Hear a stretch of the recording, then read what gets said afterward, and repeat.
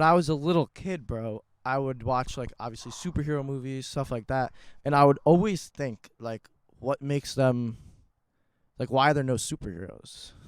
But like there are, and they're out there, and they're monks and yogis and gurus, etc.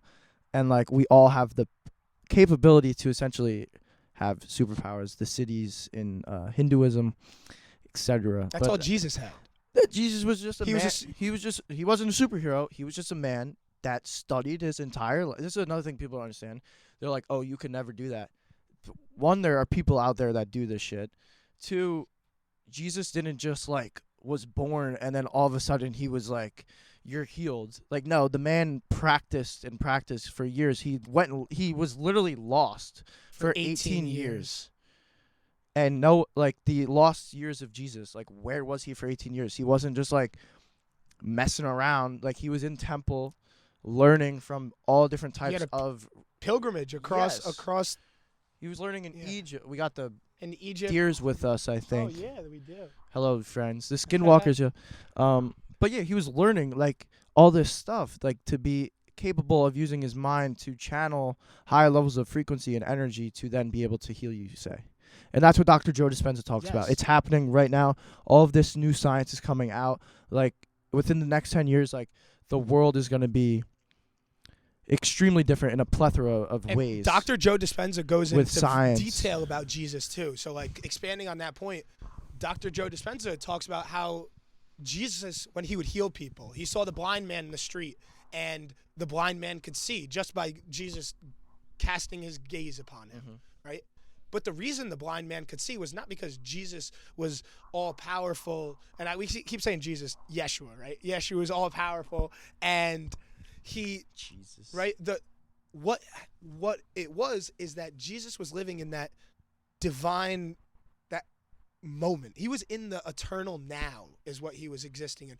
He had that God consciousness. He was seated at the right hand of the Father. When he says that, he means that he is quite literally living one with God. He is not quite God, right? But he is at his right. He is his right hand man. Yeah, he is as much as God as like he could have been essentially. It's almost like he maxed out his avatar. Exactly. Jesus maxed out his avatar. So when he's in that perfect he was moment, level like 100. Now, he's only seeing perfection. So he didn't see a blind man. The reason the blind man was healed is because his manifestation power was so incredible that when he saw that man, he didn't look at him and he didn't say, oh, look at the blind man. He said, look at that man in his perfect divine form. Yeah. And he was healed because of that. He put so much love. Exactly. He just had so much love and so much presence with that moment. Like, he healed him. Like, that's the thing, is we can do that. That's like, sounds crazy. I took it from Billy Carson. Shout out Billy Carson. Forbidden knowledge.